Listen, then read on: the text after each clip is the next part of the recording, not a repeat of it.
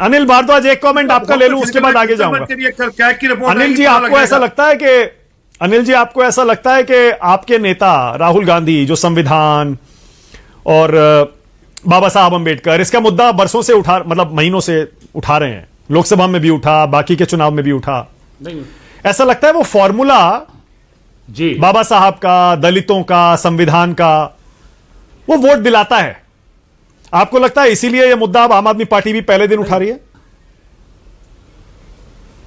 नहीं, देखिए, जहां तक तस्वीरों पे विवाद की बात है, पहला दिन था विधानसभा सत्र का, और मैं समझता हूं कि विधानसभा सत्र की शुरुआत जिस तरह से हुई है वहां पे भी दोनों पार्टियों में इतनी तलखी थी, और मैं समझता हूं कि जो अध्यक्ष महोदय की चेयर को जब आप एड्रेस करते हुए उनको बधाई देते हैं तो थोड़ा विवाद से बचना चाहिए था, और अध्यक्ष महोदय भी वहां इतनी तलखी में आ गए कि वो कहने लगे कि अराजकता नहीं चलेगी, ऐसा नहीं चलेगा।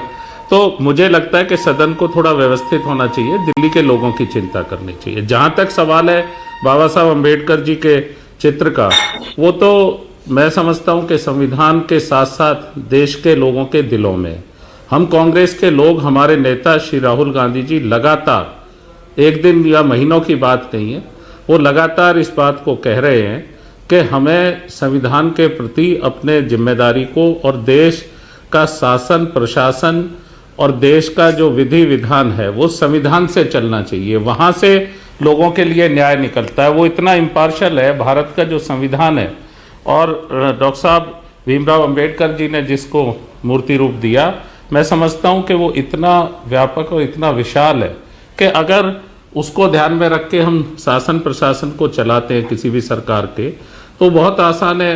लेकिन यहाँ तो विवाद अब ये हो रहा है कि फोटो तेरी है मेरी है।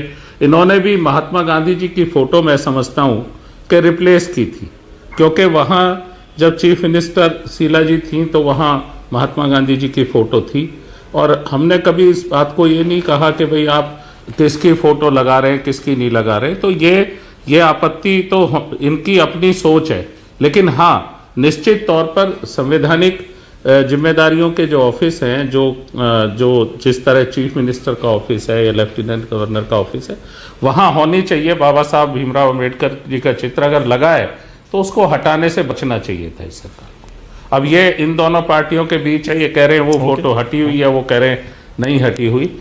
दिल्ली की जनता देख रही है कि भैया पहले दिन से ये सब शुरू हो गया है, तो फिर वाद विवाद में संवाद कहाँ रहेगा, और वाद विवाद में दिल्ली की जनता के हित ना पिस जाए, जनहित और जन कल्याण ना पिस जाए, उसका हमें डर है। ठीक है जी मानिक, ठीक है। अनिल जी, एक सवाल और छोटा सा, उसके बाद आगे जा रहा हूं।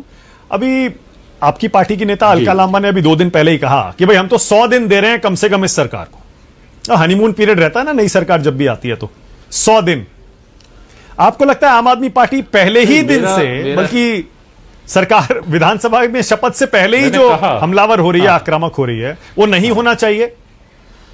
और उसके पीछे वजह क्या है आपके हिसाब से? नहीं, मानक जी मैं समझता हूं कि जो सीएजी की रिपोर्ट है, मुझे लगता है कि जो पिछले 10 साल से जिसको दबा के बैठे हुए रहा शासन के लोग, तो सीएजी की रिपोर्ट को आने से पहले इतना विवाद खड़ा करने की कोशिश की जा रही है। अरे भाई, सरकार बनी है, किसी की भी हो, हमने भी सरकारें बनाई हैं, सरकारें हमारी खोई भी है, हटी भी हैं, लेकिन इतनी जल्दी क्यों है? अभी चुनाव होके लड़ा है, जनता का जनादेश लोगों के बीच है, उन्हें एक कंफर्टेबल पीरियड तो दिया ही जाएगा ना। उसमें मैं किसी व्यक्ति विशेष के 100 दिन देने या उस पर नहीं जा रहा हूं, लेकिन निश्चित तौर पे एक छोटा सा पीरियड, टाइम ऑफ पीरियड ये दिया जाता है कि भाई वो किस तरह से एक्ट करना चाहते हैं, और उसके बाद हम इन सब चीजों पर और जनता की बात को रखना चाहिए विपक्ष के तौर पर। वो कांग्रेस भी रखे। जी मानिक, ओके।